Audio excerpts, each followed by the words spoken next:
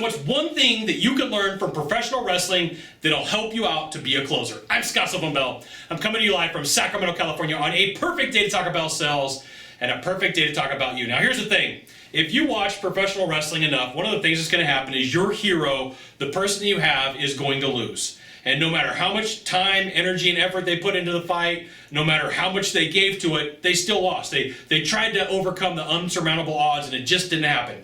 And that happens to you, and it happens to me. I'm not a 100% closer. There's days that I get my face and my teeth kicked in. There's days that I get dragged down the street, and I didn't close the deal.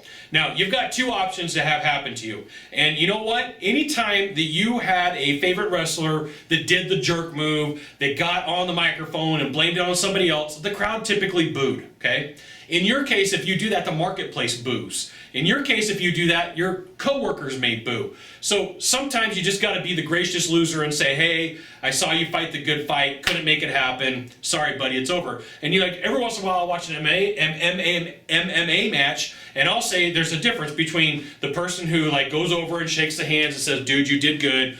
And there's a huge difference between the person who just talks trash the whole entire time and causes nothing but problems, right? You don't want to be that guy or that girl, because eventually you're going to burn yourself out in the marketplace. We live in a digital age with a digital footprint. Sometimes you just got to be the gracious loser and walk away and say, hey, I lost.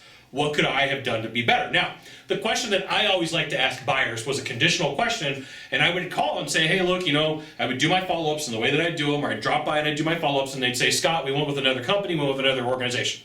So, early on in my career, I did the wrong thing. I would have gotten boos from coworkers, from friends or family, or from fans. But I would ask one question now. Besides price, what's one thing I could have done better? Right? Because if you ask what's something I could have done better, it's too big of a question, and you got to exclude price, because if you don't, everybody's going to tell you price. And so sometimes people will come back to me and say, Scott, you didn't do this, or you didn't do that, you didn't include this, or you didn't include that.